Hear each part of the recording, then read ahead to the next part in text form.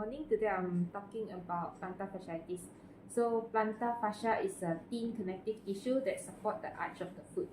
So plantar fasciitis is an inflammation of the connective tissue, the plantar fascia aponeurosis lah, at its origin on the calcaneum.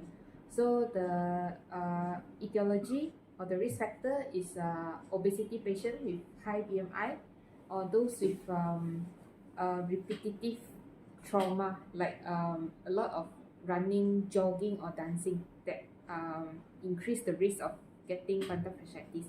Another one is those with a decreased ankle dorsiflex, or those with a weak calf and foot muscle. So for the etiology, the pathophysiology, first is a chronic overuse of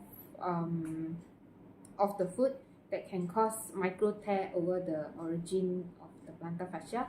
Another one is repetitive trauma that leads to recurrent inflammation. Another risk factor is anatomy variation, like pes cavus or pes planus, that can increase the risk of getting plantar fasciitis.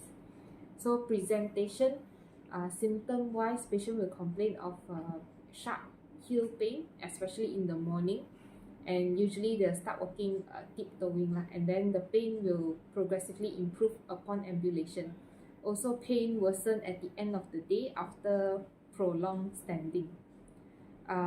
For physical examination, for inspection, we look for any swelling or any anatomical variation, like mentioned just now, any pes cavus or pes planus, and then any calf muscle atrophy.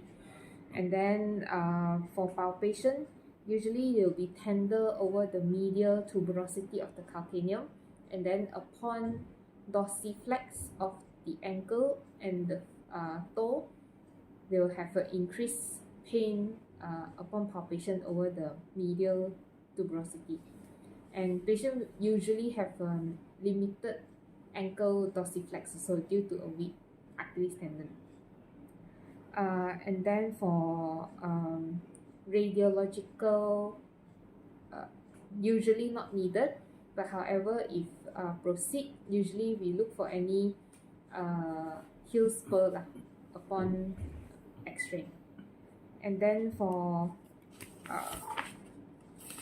treatment-wise, we divided into non-operative and operative. Non-operative, usually we give patient NSAIDs to reduce the inflammation, and then can do some exercises, stretching for the plantar, non-weight bearing plantar stretching, and also the calf stretching. And for the spleen, depends on how bad is the condition. They can put on a night spleen, or foot ankle arch support, or prefabricated shoe insert, and also can consider to put on short leg cast. For those who are not responding to this treatment, can consider offering shock wave treatment for them.